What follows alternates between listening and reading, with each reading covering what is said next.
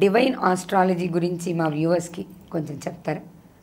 మేము ఒక కొత్త పదాన్ని వాడాం కదా, డివైన్ ఆస్ట్రాలజీ, డివైన్ జ్యోతిష్యం అంటే ఏంటి? తప్పకుండా శ్రీ మీడియా ప్రేక్షకులందరికీ కూడా ఆ యొక్క విశ్వంలో ఉన్న చైతన్య యొక్క శుభాశీస్సులు తెలియజేస్తూ, ఈ డివైన్ ఆస్ట్రాలజీ అనగా ఒక విశ్వంలో ఉన్న శక్తి చెప్పేటటువంటి ఆస్ట్రాలజీ. ఓకే. విశ్వంలో మనందరినీ కూడా ఒక శక్తి నడిపిస్తుంది. ఆ శక్తి మహావిస్ఫోటనం జరిగి 84 లక్షల జీవరాశుల్లా కూడా రూపాంతరం చెంది ఉద్భవించి సృష్టి అంతా కూడా సృష్టి స్థితి లయ జరుగుతూ ఉంది. ఈ చేసేటువంటి శక్తే తనను తాను ఇలాగా 84 లక్షల జీవరాశులతో మార్పు చెంది ఎక్కడైతే సృష్టి పరిణామక్రమం చెందుతుందో దానికి కనెక్ట్ అయ్యే సబ్జెక్టే డివైన్ ఆస్ట్రాలజీ. ఓకే. సో మనం మానవ రూపంలో ఉన్నాం. 84 లక్షల జీవరాశులు కూడా విశ్వశక్తితో కనెక్ట్ అవ్వచ్చు. సో ఇప్పుడు మనం విశ్వశక్తితో కనెక్ట్ అయ్యి విశ్వశక్తి ఏమి సూచనలు చేస్తుంది అనేదే ఈ డివైన్ ఆస్ట్రాలజీ. ఓకే. అంటే ఇప్పుడు మనం దానికి కనెక్ట్ అవుతాం, అక్కడ ఏవైతే చెప్తారో అవి మీరు ఇక్కడ ప్రజెంట్ చేస్తారు. శక్తి చెప్పేదే ఇక్కడ నేను చెప్పేది, కానీ ఇక్కడ నేను సొంత కవిత్వం నా కల్పితాలు ఏమీ లేవు. ఓకే. సో నిజానికి ఇప్పటిదాకా మనం అసలు ఇలాంటి జ్యోతిష్యాన్ని పెద్దగా ఎక్కడ చూసుండం కదండి. గురువుగారు ఇప్పుడు అలాంటి జ్యోతిష్యాన్ని చెప్పబోతున్నారు. దాంట్లో భాగంగా ముందుగా మనం రాశి ఫలితాలు చూద్దామండి. తర్వాత కన్యారాశి అమ్మ.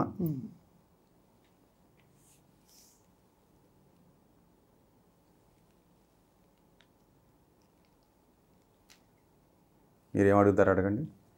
కన్యా రాశి వారికి వివాహ విషయం ఎలా ఉండబోతుంది? వివాహం కాని వారికి, స్త్రీ పురుషులకి. వివాహం అనుకూలంగానే ఉంది. ప్రయత్నిస్తే వివాహాలు కుదురుతాయి. వీళ్ళకి బాగానే ఉంది. నెక్స్ట్ ఉద్యోగంలో ప్రమోషన్స్, వ్యాపారంలో అభివృద్ధి.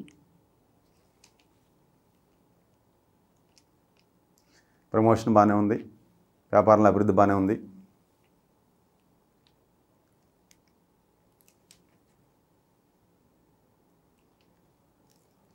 రాజకీయ రంగం బాగానే ఉంది. ఫిబ్రవరి నెలలో సినిమా రంగం బాగానే ఉంది. ఓవరాల్గా కన్యారాశికి 100కి 99 మార్కులు భగవంతుడు వేసేసాడు. కన్యారాశి అంతా కూడా ఫిబ్రవరిలో పూర్తి అనుకూలమైన ఫలితాలే ఉన్నాయి. గురువుగారు, కన్యారాశిలో పుట్టిన పురుషుడికి స్త్రీకి ఒకే రకమైన జాతకం ఉంటుందా? జాతక విషయంలో ఈ లింగ భేదాలు ఏమన్నా కనిపిస్తాయా? అసలు అక్కడ స్త్రీ పుట్టిందా పురుషుడు అనేది కాదమ్మా. ఒకే సమయానికి ఎవరు పుట్టినా ఉండే గ్రహస్థితి అదే. గ్రహస్థితి అయితే ఏం మారదు.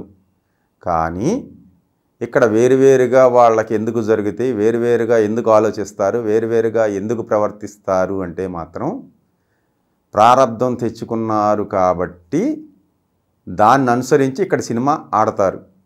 అర్థమైందమ్మా? ఎందుకంటే ఒకే నిమిషంలో కొన్ని కోట్ల మంది పుడతారు కదా, అందరికీ ఒకే రకంగా ఉండరు కదా. కొంతవరకే పరిగణ తీసుకుని చెప్పేదే జ్యోతిష్యం తప్ప పుట్టిన స్థితి, తల్లిదండ్రులు, కాల పరిస్థితి ఇవన్నీ కూడా ప్రకృతి, పక్కనున్న సమాజం, వాతావరణం కూడా మానవుడి మీద విపరీతమైన ప్రభావం చూపిస్తుంది.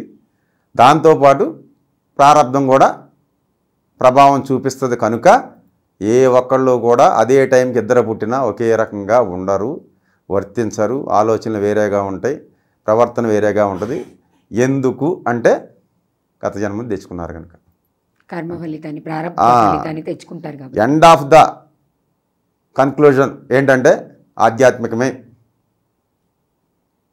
సృష్టిలో గ్రహాలు, నక్షత్రాలు, విశ్వంలో ఉన్న అనంతకోటి బ్రహ్మాండం అంతా వ్యాపించున్న సోలార్ ప్లానెట్స్ చాలా ఉన్నాయి. ఇవన్నీ కూడా వాటి పరిధిలో పరిభ్రమిస్తూ కొంత ప్రభావం మానవుల మీద, ప్రకృతి మీద చూపిస్తూ ఉంటాయి. కానీ ఈ జీవులకు ఆత్మతో చిరిగిన వస్త్రాన్ని వదిలేసి నూతన వస్త్రం ఏదైతే ధరిస్తున్నారో మీరు, అలాగే ప్రారంధం అయిపోయాక ఈ దేహం వదిలేసి కొత్త దేహంలోకి ఈ ఆత్మ ప్రవేశిస్తుంది. కనుక ఏంటంటే ఈ దేహం మారిపోయాక ఈ వాసనలు దాంట్లోకి వెళ్తాయి. కొత్త దేహంలోకి. ఇది వదిలిపెట్టదమ్మా. ఈ పాతదంతా మర్చిపోతాడు. ఇప్పుడు గత జన్మ మనకి జ్ఞప్తి ఉండదు. తల్లి గర్భం నుంచి బయటకు వచ్చాక అరిసిందాకా. అప్పుడు దాకా కూడా ఋషులు ఏం చెప్పారు, గత జన్మలో చేసుకుని మాయ అనే పొరలో ఉన్నప్పుడు ఎరుకుతూ ఉంటాడు. ఎప్పుడైతే మాయ గర్భంలోంచి బయటకు వస్తాడో నీళ్లు చల్లటంతోనే బొడ్డు పేగ తెంపడంతోనే పూర్వజన్మ అంతా మర్చిపోయి ఈ మాయలోకి వస్తాడు. ఏది ప్రకృతి అనే మాయలోకి వచ్చినప్పుడు వీడికి మళ్ళీ మాయలో ఉంటాడు కనుక పాత జ్ఞప్తి ఉండదు. ఈ మాయని ఎప్పుడైతే మానవుడు దాటగలుగుతాడో అప్పుడు పాత స్మృతులు గుర్తుకొస్తాయి. కొంతమంది అదే చెప్తుంటారు, నా పాత జన్మ ఇది, నేను ఎక్కడ పుట్టాను, అక్కడ పెట్టాను, నా తల్లిదండ్రులు ఇది, ఇదంతా. ఇవన్నీ కాకుండా రెండోది ఏంటంటే, ఈ వ్యక్తిలో ఉన్న భగవంతుడిని బయటికి తీస్తే సర్వం తెలిసిపోద్దమ్మా. మీ జన్మజన్మలేంటి, మీ నెక్స్ట్ జన్మ ఏంటి, సృష్టిలో ఉన్న విశ్వంలో ఉన్న ప్రతి జీవి ప్రాణికోటి మొత్తం అంతా కూడా సినిమా మొత్తం కళ్ళ ముందు కనపడుతుంటుంది. ఎవరైతే మానవుడు తీయగలుగుతాడో అటువంటి వాడు మీకు ఏదైనా చెప్పేస్తారు. ఇక్కడే కూర్చుని లైవ్లో మీ ఇంటికాడ మీ అమ్మగారు ఏం చేస్తున్నారు, మీ నాన్న ఏం చేస్తున్నారు, మీ బంధువులు అమెరికాలో ఏం చేస్తున్నారు, మొత్తం అంతా ఏ రోజు డేటు టైము మొత్తం అంతా చెప్పేస్తారు. అలా ఎంతోమంది ఉన్నారమ్మా మహాత్ములు, నేను చూసా స్వయంగా. భగవంతుడిని నమ్మి భగవంతుడితో తానే భగవంతుడు అవుతాడు. భగవంతుడిని నమ్మి భగవంతుడు ఎక్కడో శ్రీశైలంలో ఉన్నాడు, కాశీలో ఉన్నాడు, రామేశ్వరంలో ఉన్నాడు. ఇట్లు తిరిగే ఏబిసిడీలు నేర్చుకునేటప్పుడు తిరగాల్సిన అవసరం, XYZ దాకా వెళ్ళిపోయి డిక్షనరీలన్నీ తిరగేసేసాక మొత్తం ఆల్ఫాబెటికల్ ఆర్డర్ అంతా చదివేసాక జ్ఞానం వచ్చాక ఏం చేస్తాడంటే ఇంకెక్కడా తిరిగే పని లేదు, భగవంతుడు విశ్వంలో ఎక్కడో లేడు, భగవంతుడు నాలో ఉన్నాడని తెలుసుకున్నాక మనసును అంతర్ముఖం చేసి లోన దాక్కున్న భగవంతుని బయటికి తీస్తే నేనే దేవుడిని అని తెలుసుకుంటే ఆ రోజు వాడు బ్యాలెన్స్ ఆఫ్ మైండ్ చాలా కష్టం, మైండ్ని బ్యాలెన్స్ చేసుకోవడం. ఎందుకంటే ఈ మొత్తం తెలిసిపోతుంటాయి. మీరు ఇప్పుడు ఇంతకుముందు సినిమా ఏం ఆడిచ్చారు, ఇప్పుడు ఏం ఆడతారు, రేపొద్దున ఏం ఆడతారు అంతా తెలిసిపోతుంటుంది. అది తెలిసిపోయేటప్పుడు తట్టుకోవడం కష్టం. మీరు అబద్ధం ఆడింది తెలిసిపోద్ది, మిమ్మల్ని చూస్తే కొట్టాలనిపిస్తుంటుంది, ఏది అబద్ధం ఆడుతున్నారని. ఇవన్నీ ఉన్నాయమ్మా. ఎంతమంది మహర్షులు ఉన్నారు, మనమే చూసాం ప్రత్యక్షంగా. భవిష్యత్తును దర్శించి చెప్పిన వాడు వీరబ్రహ్మం గారు ఉన్నారు. ఏది జరగబోయేది ఎలాగా ఆయన దివ్య దృష్టితో చూసి చెప్పారు. అలాగే నోస్ట్రాడమస్ అని ఒక ఫ్రెంచి భవిష్య ద్రష్ట, ఆయన చెప్పాడు ఫ్యూచర్లో ఏం జరగబోద్ది విశ్వంలో. అలాగా ఎవరైనా సరే ఇప్పుడు మన మధ్యలో తిరిగే కూడా మహాత్ములు చాలామంది ఉన్నారు చెప్పగలిగేవాళ్ళు. ఇది వాళ్ళలో ఉన్న దివ్యత్వాన్ని బయటికి తీసి అది తీయగలిగితే, తీయకపోతే తీయటం అంత సాధ్యమైంది కాదు. మాయ అనేది బాగా బాధిస్తుంటుంది మానవుణ్ణి.